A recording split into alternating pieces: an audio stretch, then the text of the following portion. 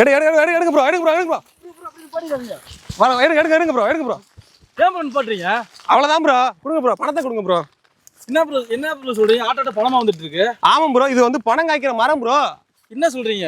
ஆமா, அப்படிப்பட்ட மரம் தான் இது. ஆமாங்க, நீங்க இப்ப பாத்துட்டு இருக்க மரம் பாத்தீங்க அப்படின்னா ரெட் சாண்டில் வுட்டுங்க, அதுவும் ஏ கிரேட்ல கொடுத்துட்டு இருக்காங்க. பாத்தீங்க அப்படின்னா ஒரு 15 வருஷம் நீங்க வளர்த்தாலே நீங்க இன்வெஸ்ட் பண்ற அமௌண்ட்ல இருந்து பல மடங்கு உங்களுக்கு லாபம் கிடைக்கும்னு சொல்றாங்க.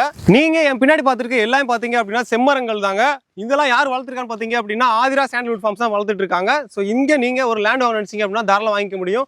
மினிமம் பாத்தீங்க அப்படின்னா 2500 ஸ்கொயர் ஃபீட்ல இருந்து நீங்க தாராளமா எவ்வளவு வேணா வாங்கிக்கலாம். அந்த 2500 ஸ்கொயர் ஃபீட்ல பாத்தீங்க அப்படின்னா ஆவரேஜா பாத்தீங்க அப்படின்னா 16 செம்மரங்கள் ஆல்ரெடி அவங்களே வளர்த்தே வச்சிருக்காங்க. நீங்க வர்றீங்க, பேமெண்ட்டை கொடுக்குறீங்க, புக் பண்ணீங்க அப்படின்னா 16 செம்மரங்களுக்கான ஓனரை நீங்க ஆயிருவீங்க. ஏன்னா இது ஒரு 15 வருஷத்துலயே ஒரு டன் இப்ப போயிட்டு இருக்க ரேட் பாத்தீங்க அப்படின்னா 21 லட்சம். நான் சொல்றது சி கிரேட் சொல்றேன். A grade, B grade, C grade இந்த மாதிரி இருக்கு. இதுல சி கிரேடே 21 லட்சம் ஒரு டன்னு.